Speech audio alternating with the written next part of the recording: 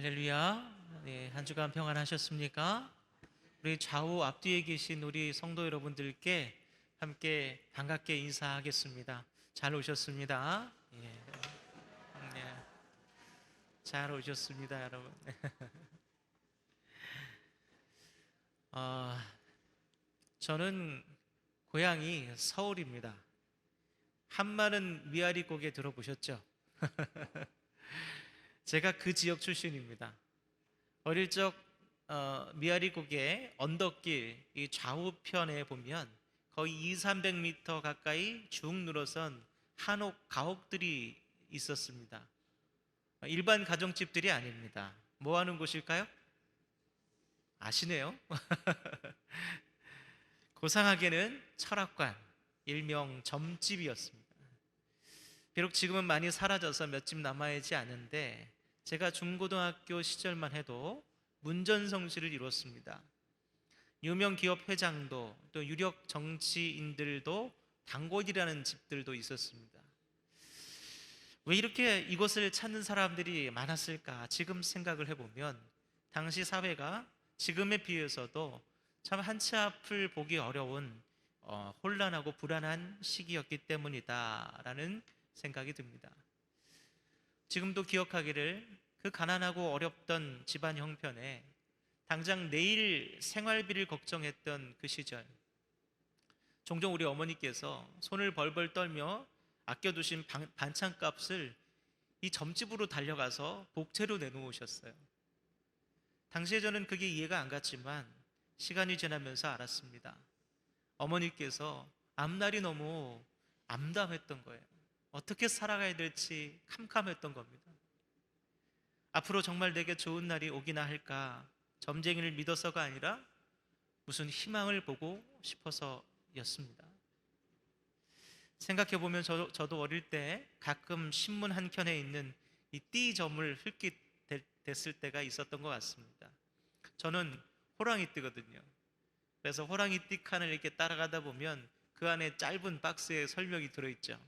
동쪽으로 가면 귀인을 만날 수, 물을 피하고 관제를 조심할 것, 뭐 이런 식으로 써 있어요. 이거 다 미신이니까 안 믿어 하면서도 동쪽이 어디더라? 라고 이렇게 두리번거리게 되는 그런 적이 있으셨죠, 여러분도? 사람은 누구나 앞으로 일어날 일에 대해서 알고 싶어 합니다. 현실이 열악하면 열악할수록 내 앞에, 나의 장래에 어떤 희망이 남아있는가 더더욱 알고 싶은 게 우리 마음입니다. 그렇다면 예수 믿는 사람들은 좀 다릅니까? 예전에 신앙생활을 열심히 하시던 우리 주변 어른들은 아주 긴박하고 중요한 일을 앞두고 금식하면서 길게는 40일까지 금식하면서 기도하는 분들도 많이 있었습니다. 불경기에 사업을 시작하는데 이걸 해도 되나 아니면 하지 말아야 되나 막 갈등하다가 기도원을 찾는 분들도 굉장히 많았어요. 그때 그분들이 가장 많이 붙들었던 말씀이 아마 여러분들도 많이 들어보셨을 말씀입니다. 예레미야 33장 3절 말씀, 기도원에 항상 붙어있는 말씀이에요. 너는 내게 부르짖으라, 내가 내게 응답하겠고 내가 알지 못하는 크고 은밀한 일을 내게 보이리라.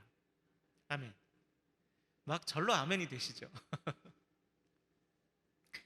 많은 그리스도인들이 이 말씀을 하나님께 내 희망을 품고 크게 부르짖으면 막막한 내 앞일을 선명하게 보여주실 것이다 라는 그러한 말씀으로 이해하고 붙들었습니다. 이렇게 사람의 앞일, 즉 장래와 관련된 대표적인 단어 두 개가 있습니다. 하나는 꿈입니다. 꿈을 영어로 하면 드림이죠.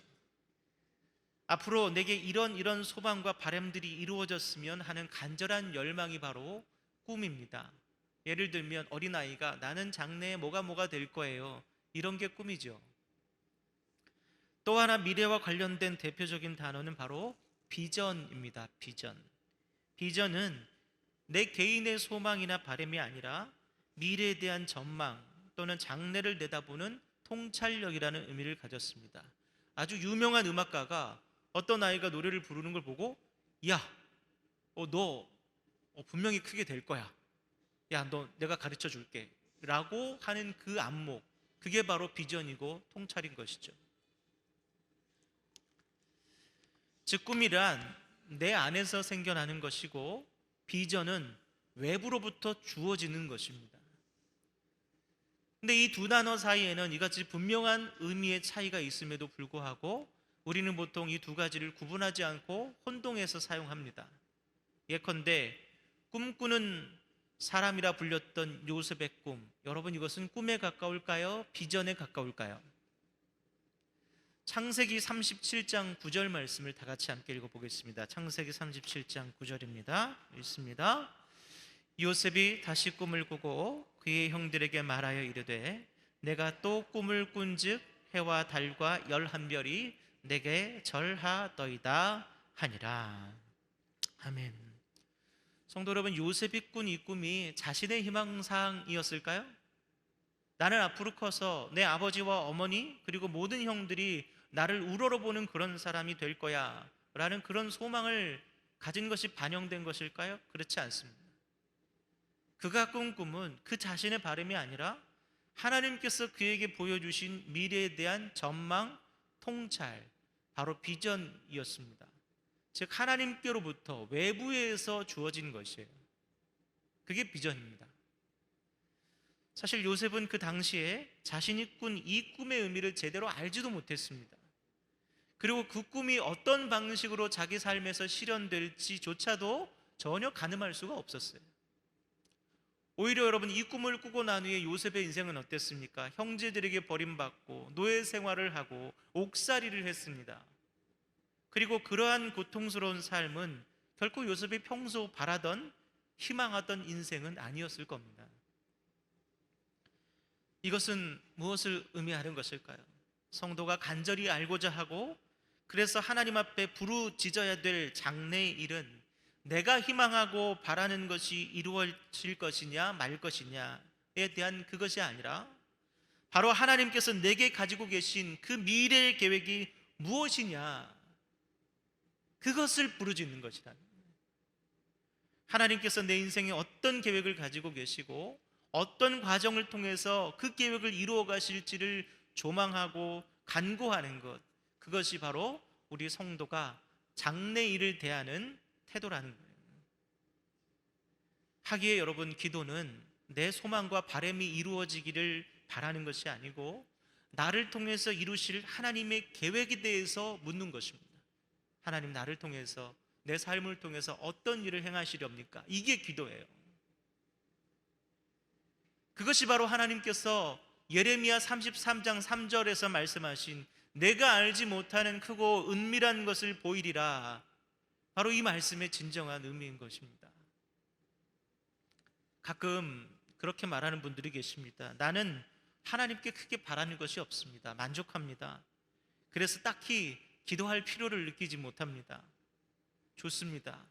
그렇다면 하나님께서 여러분에게 바라시는 그 꿈은 어떻게 할 셈입니까? 하나님께서 나를 창조하신 이유, 나를 통해 이루고자 하신 그 계획, 나를 위해 예비하시는 그 진정한 삶의 목적에는 아무런 관심이 없으십니까? 하나님께서는 그것을 내가 알지 못하는 크고 은밀한 일이라고 말씀하셨어요. 그것은 우리가 그동안 꿈꾸고 바라고 이루고자 했던 그 어떤 것보다도 크고 그 어떤 것보다도 은밀하고 그 어떤 것보다도 위대한 일이라는 거예요. 내 꿈보다도 더 큰 것이 나를 통해 하나님께서 이루려고 하시는 그 비전이라는 거예요. 그것을 너희는 정녕 구하지도 않고 알지도 못한 채 너의 짧은 생을 마감할 것이냐, 그렇게 질문하고 계신 거죠. 사랑하는 성도 여러분, 저는 오늘 말씀을 통해서 하나님께 부르짖고 간절히 기도하면 여러분의 꿈을 이룰 수 있습니다 라는 이런 통속적인 설교를 하고자 하는 것이 아닙니다. 우리를 향하신 하나님의 계획과 예비하신 인생의 목적을 발견하기 위해서 성도라면 누구든 맹렬히 오늘도 하나님 앞에 부르짖어야 한다, 그 말씀을 드리고자 하는 거예요. 나는, 어르신들은 그러죠. 나는 세상 다 살았고 나이가 많으니 살 날이 많은 우리 젊은이들이나 꿈꾸게 하십시오. 정말 그럴까요, 여러분? 요엘 2장 28절을 보면 그 후에 내가 내 영을 만민에게 부어주리니 너희 자녀들이 장래일을 말할 것이며 너희 늙은이는 꿈을 꾸며 너희 젊은이는 이상을 볼 것이며 라고 했어요. 이는 하나님의 영이 우리에게 오셨을 때 남녀노소를 막론하고 보게 되는 미래에 대해서 말하고 있습니다. 누구나 다 꿈을 꿔야 되고 누구나 다 하나님의 비전을 바라봐야 된다는 거예요. 이것이 바로 하나님의 비전이에요. 특별히 오늘 저는 요한계시록의 말씀을 통해서 성도인 우리가 부르짖어 구해야 될 이 비전에 대해서 여러분과 말씀을 나누고자 합니다. 많은 사람들이 이 요한계시록의 미래에 대한 책을 예언을 담은 책이라고 요한계시록을 이해합니다. 그런데 미래를 대하는 방식이 자신의 꿈과 희망이 될 때 이 요한계시록의 예언은 변질이 됩니다. 최근에 시한부 종말론자들과 각종 이단들이 그렇습니다.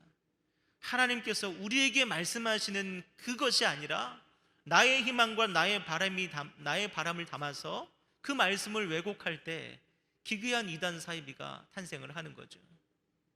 여러분, 중요한 것은 나의 꿈이 아니에요. 하나님의 비전입니다. 베드로 후서 1장 20절에서 21절 말씀을 다 같이 함께 읽어보겠습니다. 함께 읽습니다. 먼저 알 것은 성경의 모든 예언은 사사로이 풀 것이 아니니 예언은 언제든지 사람의 뜻으로 낸 것이 아니요 오직 성령의 감동하심을 받은 사람들이 하나님께 받아 말한 것임이라. 아멘. 이 계시록의 예언은 사람의 뜻, 희망, 바람으로 접근하면 세상 사람들이 점집을 찾아다니는 것과 전혀 다르지 않습니다. 오직 성령의 감동하심으로 하나님께 받은 것임을, 하나님의 계획과 포부를 담은 책이 바로 요한계시록이다라는 것을 깨달을 때 이 예언의 책이 우리의 삶에서 능력을 일으키는 거예요. 이처럼 성도들의 미래를 대하는 방식은 달라야 합니다. 성도는 하나님께 우리가 희망하는 것을 보여달라고 하는 것이 아니라 하나님께서 보여주시는 그것을 희망해야 되는 그것이 성도입니다. 전자가 미신이고 후자가 믿음입니다. 오늘 본문인 요한계시록 4장은 앞선 요한계시록 1장에서 3장과의 내용과는 달리 장래일에 대해서 다루기 시작합니다. 앞선 1장에서 3장은 성령이 7교회들에게 하시는 칭찬과 책망의 말씀을 다루고 있습니다. 그리고 오늘 본문인 4장부터는 앞으로 일어날 여러 일들에 대한 예측 불가능한 놀라운 예언을 담고 있습니다. 특별히 오늘 말씀에는 성령께서 사도 요한을 통해 직접 말씀하신 미래일과 관련한 놀라운 메시지들이 상징으로 담겨 있습니다. 오늘 본문을 살펴보면서 이 메시지들이 무엇인지 함께 묵상해 보도록 하겠습니다. 첫째로 성령 하나님께서는 이리로 올라오라 말씀하십니다. 이리로 올라오라. 우리 본문 1절에서 2절 말씀을 함께 읽어보겠습니다. 읽습니다. 이 일 후에 내가 보니 하늘에 열린 문이 있는데 내가 들은 바 처음에 내게 말하던 나팔 소리 같은 그 음성이 이르되 이리로 올라오라. 이후에 마땅히 일어날 일들을 내가 내게 보이리라 하시더라. 내가 곧 성령에 감동되었더니 보라 하늘에 보좌를 베풀었고 그 보좌 위에 앉으신 이가 있는데. 아멘. 1절 말씀을 보시면 성령께서는 사도 요한을 비롯한 모든 교회가 하늘의 비밀을 알기를 원하셨습니다. 그랬기에 사도 요한을 향해서 하늘의 문을 활짝 여시고 이렇게 말씀하십니다. 너희는 이리로 올라오라. 이리로 올라오라. 여러분, 성경은 제사를 드리러 갈 때 올라간다라고 표현을 합니다. 모세는 하나님을 만나기 위해서 시내 산에 올라갔습니다. 예수님은 새벽 미면에 기도하러 산으로 올라가셨습니다. 그렇다면 그들은 왜 올라갔습니까? 바로 성령의 부르심 때문에 올라간 거예요. 불러서 올라가는 겁니다. 여러분이 하나님 앞에 나아가야 되는 것, 올라가야 하는 것은 그것이 성도의 마땅한 의무이거나 남보다 복을 더 많이 얻기 위해서가 아니에요. 하나님이 여러분을 부르고 계시기 때문에, 이 부르심을 듣지 못하거나 아주 미약하게 느끼는 분들은 하나님께 선뜻 올라가지 못하거나 아니면 올라갈 필요를 느끼지를 못하는 거예요. 제가 서화중앙교회를 알기 전부터 하나님께서 저에 대한 놀라운 계획을 가지고 계시다는 사실을 깨닫게 하셨습니다. 제게는요, 하나님께서 저를 두고 어떤 큰 일을 준비하고 계신다는 것을 알려주시는 한 가지 분명한 증거가 있어요. 사인이 있습니다. 그 사인이 뭐냐면 저를 성전으로 매일 부르시는 거예요. 여러분이 아시는지 모르겠지만 한국 교회에서 이 부목사 생활은 굉장히 고달프고 밤낮이 없는 노동입니다. 그래서 체력이 약한 저는 늘 집에 들어오면 파김치가 돼서 뭐 집안일이고 뭐고 그냥 들어와서 그냥 쓰러져 있기가 다반사였어요. 그런데 하나님께서 제게 어떤 큰 일을 하시고자 하실 때는 아무리 피곤하고 지쳐도 밤늦게까지 일하는 체력을 다 소진해도요, 하나님께서 기도할 마음을 주셔요. 그리고 성전으로 부르셔요. 어김없이 성전으로 올라가 기도할 의지와 마음과 체력을 주십니다. 그래서 모든 일과를 마치고 한 10시, 11시가 돼도요, 집에 돌아와서 옷을 다 갈아입고 씻고 다시 성전으로 올라가요. 아무도 없는 불 꺼진 예배당에서 하나님 앞에 이렇게 두런두런 기도를 하면 하나님께서 제 작은 한숨마저도 놓치지 않으시고 다 듣고 계시다는 것이 선명하게 느껴집니다. 그렇게 부르심에 이끌려서 3개월 동안을 단 하루도 쉬지 않고 기도한 후에 저는 이 서화중앙교회로 부름을 받았습니다. 사랑하는 성도 여러분, 이처럼 하나님께 나아가는 것은 나의 의지로 하는 것이 아니라 하나님의 부르심을 느끼고 거기에 응답하는 거예요. 성령 하나님께서는 오늘도 우리를 올라오라 라고 말씀하십니다. 이리로 올라오라. 그것이 예배당이든 여러분의 집 골방이든 아니면 여러분들이 즐겨 산책하는 산책로이든 상관이 없습니다. 중요한 것은 하나님께서 우리를 부르실 때, 올라오라 하실 때 그것을 깨닫고 응답해야 한다는 거예요. 그래야 그분께 우리를 부르신 용건이 무언가를 듣고 보게 될 것입니다. 그처럼 성령께서 우리를 부르시고 계심을 깨닫고 올라오라 하신 그 하나님 앞으로 언제든 달려나가시는 저와 여러분 되시기를 주님의 이름으로 축원합니다. 아멘. 둘째로, 성령께서는 내게 부르짖으면 내 장래일을 우리에게 보여주겠다 말씀하고 계십니다. 예레미야 33장 3절 아까 읽으셨지만 함께 읽겠습니다. 읽습니다. 너는 내게 부르짖으라. 내가 내게 응답하겠고 내가 알지 못하는 크고 은밀한 일을 내게 보이리라. 아멘. 이 본다라는 말은 여러 가지 의미가 있습니다. 먼저 시각적으로 사물이나 현상을 눈으로 본다라는 의미가 있죠. 그리고 또 다른 의미로는 안목이 있다라는 뜻도 있습니다. 볼 줄 아네? 물건을 볼 줄 안다거나 사람을 볼 줄 안다거나. 뱃사람들은 뭘 볼 줄 알까 여러분? 물길을 볼 줄 압니다. 물에 어디 길이 있습니까? 근데도 뱃사람은 봐요. 이순신 장군이 명랑에서 왜군을 상대로 역사적인 승리를 거둘 수 있었던 것은 그 변화무쌍한 명랑해역, 울돌목이라는 그 물길을 아는 사람의 도움을 받았기 때문입니다. 물길이 아무에게나 보이지 않듯이 인생길 또한 여러분 아무에게나 보이지 않습니다. 인생길이 보이지 않으니 좀 안 풀리고 어려운 일 생기면 불안하고 초조하고 겁에 질리게 되는 거예요. 어떻게 하지? 열왕기하 6장 15절 말씀을 함께 읽어볼까요? 함께 읽겠습니다. 하나님의 사람의 사환이 일찍이 일어나서 나가보니 군사와 말과 병거가 성읍을 애워쌌는지라. 그의 사환이 엘리사에게 말하되 내 주여 우리가 어찌하리이까 하니. 아멘. 이스라엘을 공격하려는 아람 왕이 자신들의 작전 계획이 번번이 탄로나는 것을 느끼게 돼요. 이게 왜 그런가 봤더니 엘리사가 하나님의 예언을 듣고 이스라엘 왕에게 자꾸만 작전 계획을 가르쳐 주는 거예요.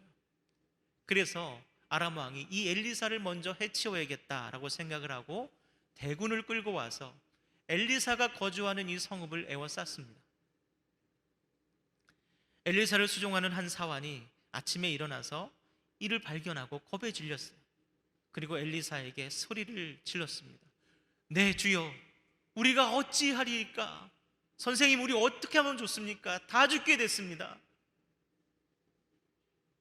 이처럼 시각에만 의존해서 살면 매 순간 우리를 낙심하게 하고 절망하게 만드는 일들을 너무나 많이 보게 됩니다. 그리고 그때마다 우리는 엘리사의 사환처럼 부르짖습니다. 네 주여, 우리가 어찌하리이까? 주님, 도무지 길이 보이질 않습니다. 막막합니다. 어떻게 하면 좋습니까? 오랜 동안 목회를 하면서 제가 정말 답답한 것은 우리 많은 성도들이 눈에 보이는 여러 어려움과 장애물들을 만날 때 절절매고 어쩔 줄 모르면서도 정작 하나님께 나아가진 않는다는 거예요. 주여 어찌합니까? 매달리질 않는다는 거예요. 그러면서 왜 나한테 이런 상황을 주시는지 하나님의 선하심과 완전하심을 의심하고 원망하기만 합니다. 물어봐야 될 거 아니에요. 왜 그러셨는지, 왜 나에게 질병을 주시는지, 왜 나에게 파산을 주셨는지, 왜 나에게 내 앞길에 장애물을 주시는지 여쭤봐야 될 것 아닙니까? 성도 여러분, 하나님의 계획을 아시기 위해서는 부르짖어야 합니다. 알려달라고 매달리셔야 하는 거예요. 열왕기하 6장 16절에서 17절 말씀을 다 같이 읽어보도록 하겠습니다. 다 같이 읽겠습니다. 대답하되 두려워하지 말라.